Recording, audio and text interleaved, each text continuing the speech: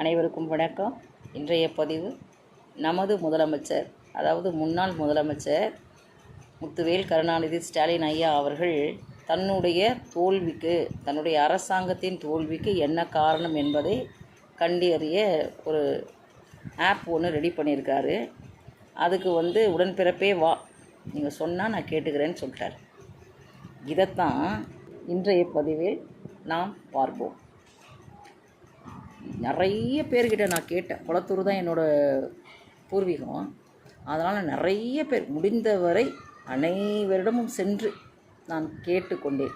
ஐயா நீங்கள் சொல்லுங்கள், அம்மா நீங்கள் சொல்லுங்கள், என்ன தான் காரணம்? முதல்வரும் முன்னாள் முதல்வரும் அதை கண்டறியறதுக்கு ஆவலாக இருக்கிறாரு. என்ன சொல்லுங்க அப்படின்னு கேட்டால், அப்புறம் யூடியூப்பில் நிறைய வீடியோஸ் பார்த்தேன். இதை குறித்து யார் எல்லாம் கற்றறிந்தவர்கள், அறிவாளிகள், சாமானியர்கள், முன்னாள் பத்திரிகையாளர்கள், இந்நாள் பத்திரிகையாளர்கள் நிறைய பேர் பேசுகிறாங்க. அதை அலசிருக்கிறாங்க. அவங்களுக்கு ஆதங்கம் தாங்க முடியல. தன்னுடைய தொகுதியிலேயே ஒரு முதல்வரே தோக்குறாரே, அது எப்படி நடந்துச்சு இந்த மாற்றம் எப்படின்னா, அதுக்கு ரெண்டு ரீசன் தான் எனக்கு தெரிஞ்சு. நான் இவ்வளோ நேரம் அது ஆராய்ந்ததில் எனக்கு தெரிந்த அந்த 2 உண்மைகள் என்னவென்றால், ஒன்று அதிகாரிகள், இரண்டாவது நிர்வாகிகள். முதல்ல அதிகாரிகள் செய்த தப்பை நம்ம பார்க்கலாம். என்னென்னா, அதிகாரிகள் மதிக்கவே மாட்டாங்க. யாரை? பொதுமக்களை மதிக்கிறதே கிடையாது. எனக்கே ஒரு பர்சனலாக எனக்கு ஒரு விஷயம் நடந்துச்சு.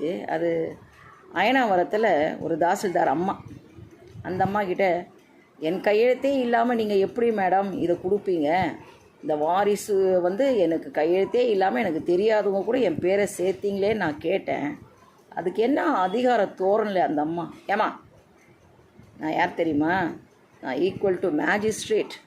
என்கிட்ட நீ கை கட்டி நின்று பதில் சொல்லணும். என்னை எதிர்த்தெல்லாம் பேசக்கூடாது. அதாவது எதிர்த்தே பேசலை, எனக்கு என்ன நடந்தது அப்படின்னு என்னோடய உரிமையை கேட்டேன். ஏம்மா எனக்கு என்ன தாம்மா நடந்துச்சு? நான் கையெழுத்தே போடலையம்மா, எப்படிம்மா இதுன்னு தான் கேட்டேன். அம்மான்ட்டேன். நான் யார் தெரியுமா? நான் மேஜிஸ்ட்ரேட், ஈக்குவல் டு மேஜிஸ்ட்ரேட். அப்போது ஒரு ஒன்றுமே தெரியாதவங்க இருப்பாங்கள்ல, இந்த மாதிரி பேசக்கூட தெரியாதவங்க இருப்பாங்க. அப்போ அந்த பேசக்கூட தெரியாதவங்களே எவ்வளோ பேர் ஆட்டி படைப்பாங்க. அதே மாதிரி இங்கேருந்து சென்னையிலேருந்து நேராக காஞ்சிபுரத்தில் ஒரு கிராமத்தில் எனக்கு ஒரு விஷயம் நடந்துச்சு. வாலாஜாபாத்தில் ரெஜிஸ்ட்ரேஷன் ஆஃபீஸில் ஏன் கையெழுத்தே இல்லை அங்கேயும். அப்புறம் என்னோடய அசல் ஆவணங்களும் அங்கே இல்லை. ஆனால் பிரித்து மேய்ஞ்சிட்டாங்க. என் நிலத்தை பிரித்து மேய்கிறாங்க. அங்கேயும் போய் கேட்குறேன், ஐயா என் கையெழுத்தும் இல்லை, என்னோடய அசல் ஆவணங்களும் இல்லை ஐயா, எப்படி ஐயா இது நடந்தது? எனக்கு தெரியாதவங்கக்கிட்ட என்னோடய நிலத்தையே நீங்கள் பங்கு போட்டு கொடுக்குறீங்களேன்னு கேட்டதுக்கு அவங்கள, ஏமா கோர்ட்டுக்கு எதுக்கு இருக்குது? கோர்ட்டுக்கு போ, இங்கே கேட்டுனுங்கிற அலையங்களாம் பேசக்கூடாது, எங்கள் நேரத்தெல்லாம் வீணாக்காத போ. இப்படி தான் பதில போ. சா, இது ஒன்று. அப்புறம் நம்ம முதல்வர், அதாவது முன்னாள் முதல்வர் ஐயா, நான் பேசுறது எல்லாமே முத்துவேல் கருணாநிதி ஸ்டாலின் ஐயாவுக்கு மட்டும்தான். எனக்கு இயல்பாகவே முதல்வர்னால் அவர் தான் முதல்வர்னு இது வரைக்கும் ரெஜிஸ்ட்ரேஷன் தான் ஆகிருக்குது. அப்படியே மைண்டு கூட ரெஜிஸ்டர் பண்ணி வச்சுருக்கிறேன். அதனால் தயவு செய்து மன்னித்து கொள்ளுங்கள். அவர் என்ன பண்ணுவாராம், அவரோட இயல்பு என்னன்னா, அதிகாரிகள் பேச்சை மட்டும் தான் கேட்பாராம். அதிகாரிகள் பேச்சை தான் கேட்பாராம். அதில் பெரிய பெரிய அரசியல்வாதி தலைவர்கள் இருப்பாங்கள்ல, ரொம்ப பெரிய ஆட்கள், கலைஞர் ஐயா ஆட்சி காலத்துலேருந்து அவர் கூடவே இருக்கிறவங்க இருப்பாங்களா, அவங்களுக்கும் மன வருத்தம் இருக்குதான். ஐயோ நம்ம பேச்சை கேட்க மாட்டேன்றாரு அப்படின்னு அதிகாரிகள் பேச்சை கேட்பார். அதுக்கப்புறம் அவருக்கு ரொம்ப நெருக்கமான ஒரே ஒருத்தர் பேச்சை மட்டும் தான் அவர் கேட்பாராம். அந்த ஒரே ஒருத்தர் தான் தமிழகத்துக்கு எல்லாருக்கும் தெரிஞ்சு போச்சு. அது யார்? அது அவர் என்ன பண்ணிட்டார், அவரோட தொகுதியில் அவர் ஜம்முன்னு ஜெயிச்சிட்டார். இவர் நம்பினார் பார்த்தீங்களா, இவர் தொகுதியில் அவர் தோற்று போட்டார். என்னென்னா, இங்கே குளத்தூரில் வியாசார்படியில் குடிசைகள் பற்றி கொண்டு எரிகிறது. காலையில் எரிஞ்சிச்சு. அது இவருக்கு தெரியல. இவருக்கு நம்ம முத்துவேல் கருணாநிதி ஐயாவுக்கு தெரியல. முத்துவேல் கருணாநிதி ஐயாவுக்கு தெரியும். முத்துவேல் கருணாநிதி ஐயா அவருக்கு உளவுத்துறையே தேவையில்லையா, அவருக்கு கட்சிக்காரனே உளவுத்துறையான். ஃபோன் பண்ணி சண்முகம் ஐயா அண்ணா கிட்ட சொல்லி, இல்லை வேறு யாருக்கிட்டையாவது சொல்லி, இல்லைன்னா தலைவருக்கே ஃபோன் பண்ணி, தலைவரே இங்கே இது நடக்குது தலைவரே, இது நல்லதுக்கு இல்லை தலைவரே அங்கே அது நடக்குது தலைவரே, நல்லது தலைவரே அப்படின்னு நேரடியே பேசிடுவாங்க. அவருக்கு உளவுத்துறையே தேவையே இல்லையா. ஆனால் இவருக்கு உளவுத்துறை தேவை. இவர் உளவுத்துறையை நம்பலை, இவர் அதிகாரிகளையே நம்புகிறாரு. ஒரே ஒரு ஒருத்தரை, அதாவது அவர் நம்பிட்டார். அவர் நம்பிட்டார். இந்த வியாசர் படியில் காலையில் எரியுது, குடிசைங்க பற்றி கொண்டு எரிகிறது பக்கத்து தெருவில். இவர் என்ன பண்ணுறாரு, குளத்தூரில் இந்த டான்சர்ஸ், அந்த டான்ஸருங்களை டான்ஸ் முதல்ல 60 வயசு ஆடணும், அதுக்கப்புறம் 40 வயசு ஆடணும், அதுக்கப்புறம் 20 வயசு ஆடணும். அதை கை கொட்டி அவர் வைப்பாயிட்டார். அந்த அமைச்சர் வைப்பாயிட்டு நம்மளோட தலைவரையும் கூட சேர்த்து ஆட வச்சார். அது எதுக்கு தான் ஆடினாங்களோ, ஐயோ அது கொடுமையான டான்ஸுப்பா, அந்த டான்ஸை பார்க்கணுமே நீங்கள் அப்படின்னு சொல்லுவார் கமலா ஐயா. அந்த மாதிரி ஒரு கொடுமையான ஒரு நடனம். அது எல்லாருமே இவர் ஏன் தோத்தாருன்னு பேசின்னு வரும்பொழுது அந்த அது நடந்ததில்ல, அந்த ஒரு டான்ஸுன்றது அது உடான்ஸு, டான்ஸ் இல்லை அது. அந்த டான்ஸை தொட்டு காட்டி முடிக்காதவர்கள் இல்லவே இல்லை. தொட்டி காட்டு முடிக்காமல் இல்லவே இல்லை. அதை சொல்கிறாங்க ஒன்று. ரெண்டாவது, இந்த அதிகாரி என்ன பண்ணுவாங்க, ஐயா கிட்டே அந்த காலத்தில் ராஜாங்க கேட்பாங்களாம், தளபதி அமைச்சரே நாட்டில் மாதிரி பெய்ததா ஐயா அப்படின்னா பெய்யல ஐயா ஏதாவது ஒன்று சொல்லுவானுங்க. அந்த மாதிரி இவர் நாம் தான் செஞ்சிட்டோம்ல, எல்லா நலத்திட்ட உதவியும் செய்தாச்சு.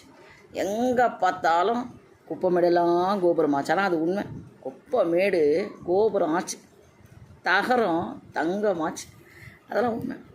அது இவர் என்ன ஆகிட்டார், ஃபுல்லாக சாட்டிஸ்ஃபேக்ஷன் ஆகிட்டு மக்களையும் நம்பிட்டார். இதில் அதிகாரிகள் மேலே கூட குற்றம் இல்லை, மக்கள் மேலே கூட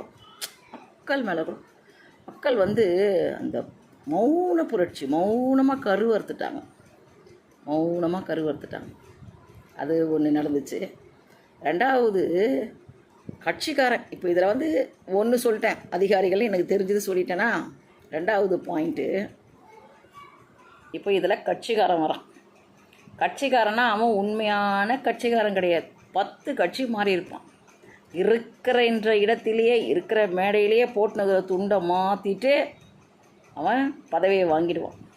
அந்த கட்சிக்காரன் என்ன பண்ணிட்டான், தலைவர் எந்தெந்த நலத்திட்டங்கள் சலுகைகள் மக்களுக்கு பொதுமக்களுக்கு அறிவிக்கிறாரோ அதில் பாதி நலத்திட்டம் அவன் வீட்டுக்கு போயிடும். அவன் சொந்தக்காரங்க, அவங்க மாமா, அவன் மச்சான், அவன் வப்பாட்டி இந்த ஊரில் இருக்கவே மாட்டாங்க. ஓட்டு இந்த தொகுதியில் போடவே மாட்டாங்க. தமிழ்நாட்டில் எங்கேயோ இருப்பாங்க. அந்த மக்களுக்கு நலத்திட்டங்கள் கரெக்டாக இவர் கொண்டு போய் சேர்த்துவார். அந்த மாதிரி அவன் பண்ணிவிடுவான். அப்புறம் அவன் என்ன பண்ணுவான், அந்த கட்சிக்காரன், எல்லா காரன் இல்லை, இந்த 10 கட்சி மாறினவனை பற்றி தான் சொல்கிறேன். 10 கட்சியை மாறினா தான் இந்த திராவிட முன்னேற்ற கழகத்தில் அவன் பதவிக்கு வரான். காலை பிடிச்சிக்கினே இருக்கிறான் அந்த விசுவாசி. அவனுக்கு ஒரு நாளும் பதவி கிடைச்சதே இல்லை. அந்த ஒரு விசுவாசியில் தான் நான் ஒருத்தையாக வரேன். பதவியே கிடையாது, திரும்பி கூட பார்க்க மாட்டாங்க. ஏன்னா அவன் காலில் செருப்பாக இருக்கிறான். அந்த செருப்பு எங்கே போகும் நம்மளை விட்டா? அதுக்கு நாதி கிடையாது. அந்த செருப்பு நம்ம காலில் தான் மிதி போட்டு அது சாகும். அந்த செருப்புக்கு என்ன வேணும்? அவன் செத்த பிறகு அந்த கருப்பு சிவப்பு போட்ட ஒரு அதான் கரை வேஷ்டி அதை எத்தனை போய் அந்த பணத்து மேலே போட்டால் அவனுக்கு அதுவே பெரிய சாட்டிஸ்ஃபேக்ஷன். அவன் அந்த குடும்பமும் என்ன ஆகிடும், பா தலைவர் ஒரு இரங்கல் பாட்டு பாடினார்ப்பா, முரசொல்ல இரங்கல் பாட்டு வந்துச்சுப்பா. அப்புறம் தலைவரே யார்கிட்டையோ சொல்லி அந்த உள்ளூர் மந்திரியோ இல்லை எம்எல்ஏவோ இல்லை வட்ட செலவில் அந்த மாலையை போட்டார்ப்பா, அந்த கருப்பு சிவப்பு மாலை, அது போதும்பா அப்படின்னு அந்த விசுவாசி என்ன பண்ணுவான், பதவியே எதிர்பார்க்க மாட்டான், சலுகை எதிர்பார்க்க மாட்டான். தினந்தோறும் அவர் நல்லா இருக்கணும், அவர் நல்லா இருந்தால் நாங்கள் நல்லா இருப்போம்ப்பா அப்படின்னு அவன் சுற்றின்னு இருப்பான். கட்சிக்காரனை சொல்லிட்டேன், அப்புறம் அதிகாரியை சொல்லிட்டேன். இப்போ மூணாவது யாருன்னா இந்த நிர்வாகிகள். நிர்வாகிகள் என்னன்னா ஒரு பாதி பேர் நிர்வாகிகள் என்ன பண்ணுறாங்கன்னா, ஐயோ இந்த ஐயா ஜெயிக்கணும், இந்த உதயசூரியன் எப்போவுமே பிரகாசமாகவே இருக்கணும், தமிழகத்தில் உதயசூரியன் ஆட்சி நல்லாட்சி மலர்ந்தே தீரணும்னு அவங்க இருப்பாங்க. ஆனால் குற்றத்தையும் குறையும் எப்படி போய் சொல்லுவேன், தலைவர்கிட்ட எப்படி போய் சொல்லுவேன், சொல்ல முடியாத. அங்கே உள்ளே போக முடியாதான். ஐயாவை வந்து நேர்லேயே ரீச் பண்ண முடியாதான். அப்படியே பண்ணால் கூட அவர் மனசுக்கு ஓடாதபடி பேசணும். அப்படியே பயத்திலே நடுக்கத்திலே இருக்கணும். அதிலேயே பாதி போயிடுச்சு. இங்கே தொகுதியிலேயே தலித் இன தலைவர் இருந்தார். யார்? அண்ணன் ஆம்ஸ்டான் அண்ணன். அவரோட படுகொலை என்ன ஆயிடுச்சு? மக்களுக்கு மிகப்பெரிய சரிவு, மிகப்பெரிய மன வருத்தம். ஐயோ, நம்மளுக்குன்னு ஒருத்தர் இருந்தாரே, தலித்துக்கு ஒரு தலைவராக இருந்தாரே, வாசல்லையே படுகொலை பண்ணிட்டாங்களே, அப்போ பாதுகாப்பே இல்லைன்ற மாதிரி ஒரு எண்ணம். அப்புறம் இன்னொரு, இடிப்பாரே இல்லாத ஏமாறா மன்னன் கெடுப்பாரின்றியாகிலும் தானே கெடுப்பானா. இடிப்பாறைனா என்னன்னா, இடித்து சொல்கிறது, அடித்து சொல்கிறதெல்லாம் கிடையாது. ஐயா இது தப்பு, ஐயா இது சரியில்லை, நீங்கள் செய்து சரியில்லை, ஐயா நீங்கள் செய்து கரெக்ட் அப்படின்னு அந்த மாதிரி ஆணித்தரமாக தன்னோட கருத்தை எடுத்து வைக்கலைன்னா அந்த மன்னன் என்ன பண்ணுவான்? எதிரி நாட்டு மன்னன் வந்து படையெடுத்து வந்து அழிக்கணுன்ற அவசியமே கிடையாது. அவன் தானாக அழிஞ்சு போயிடுவான். அந்த மாதிரி இப்போ இவர் என்ன சொல்கிறாரு? நீங்கள் தயவு செய்து சொல்லுங்க, நான் கேட்டுக்கிறேன்றாரு. அதுக்காக ஒரு ஆப்பு கூட ரெடி பண்ணிட்டேன்றாரு. அதுக்கு குழு கூட போட்டிருக்காரு. மக்கள் வந்து என் மேலேயே குற்றமும் குறையும் சொல்லுவாங்க, அந்த குற்றத்தையும் குறையும் நேரில் வந்து என்கிட்ட சொல்லுங்க, என்கிட்ட மறைக்காதீங்க, எதையுமே இனிமேல் மறைக்காதீங்கன்றார். இப்போ இறங்கி வந்து தோத்த பிறகு சொல்கிறார்ல. இப்போ இதையே எதிர்கட்சியில் இருக்கிறவங்களே சொன்னாங்க, அவர் கேட்டுக்கவே இல்லை. சவுக்கு சங்கர் 3 வருஷம் என்ன பண்ணுறாரு? முதலமைச்சருக்கு இது தெரியாது, முதலமைச்சருக்கு இந்த விஷயம் தெரியாது, இந்த அரசு அதிகாரிகள் தப்பு பண்ணுறாங்க, இந்த இடத்துல இந்த மாதிரி ஒரு தப்பு நடக்குது, அந்த இடத்துல அந்த மாதிரி ஒரு தப்பு நடக்குதுன்னு சொல்லிக்கினே இருக்கிறார். அந்த யூடியூப் திறந்தாவே சவுக்கு சங்கர் சொல்லினே இருப்பார். அந்த மாதிரி சொல்கிறவங்க வாய் என்ன ஆச்சு? திடீர்னு பார்த்தா சவுக்கு சங்கர் சிறையில் அடைக்கப்பட்டார். இந்த மாதிரி சொல்கிறவங்களெல்லாம் சிறையில் போகிறது, அப்புறம் அவங்களோட கருத்துக்கள் வெளியில் வர முடியாதபடி தடுக்கிறதெல்லாம் யாருக்கு இப்போ அது பிரச்சனை வந்துச்சு? நமக்கு தான் வந்துச்சு. இனிமேகளாகிலும் ஐயாவுக்கு மக்களோட மக்களாக ஐயா இருக்கணும். எப்படி கலைஞர் ஐயா மக்களோட மக்களாக இருந்தாரோ, ஏதாவது ஒரு சந்தில் இருக்கிறவன் பேரை கூட சொல்லி அழைப்பாராம். இந்த திருச்சிக்கு போகிறாரு, இல்லை மதுரைக்கு போகிறாரு, இல்லை ஏதோ ஒரு தமிழகத்தில் விழுப்புரத்துக்கு போகிறாருன்னே வச்சுக்கினா கூட அங்கே ஒரு முட்டு சந்தில் ஒருத்தன் இருப்பானான் கட்சிக்காரன். அவன் எப்படி இருக்கான், அவன் பிள்ளைங்க எப்படி இருக்குது, வாங்க அப்படின்னு நேரில் பேசுவாரான். அந்த மாதிரி மக்களோட மக்களாக இருக்கணும். அதுதான் என்னோடய மிகப்பெரிய ஆசை. என்னோடதில் விசுவாசிகளோட எண்ணமே அதுதான். எங்களுக்கு தெரிஞ்ச ஒரே தலைவர் எங்களுக்கு வந்து ஐயா தான். அதனால் அவர் நல்லா இருக்கணும். இதே மாதிரி மக்கள் என்ன பண்ணணும்? நிறைய பேர் பேசணும். பேசி வீடியோ போட்டு ஐயாவுக்கு இது போய் சேரணும். அந்த குழுவில் போயிட்டு வர குழுங்கக்கிட்ட நம்ம தைரியமாக நம்மளோட எண்ணத்தை வந்து நம்ம சொல்லிவிட்டு, எப்போவுமே என்றென்றுமே நம்ம சூரியன் தான் நம்மளை காப்பாற்றுற ஒரே சக்தி. உலகத்துக்கு எப்படி சூரியனோ அந்த மாதிரி கட்சி தமிழகத்துக்கு சூரியன் மட்டுமே. ஆனால் ஐயா நீடூழி வாழணும். என்னோட கருத்து ஐயா காதில் போய் எட்டணும். அதுதான் என்னோடய எண்ணம். நன்றி, வணக்கம்.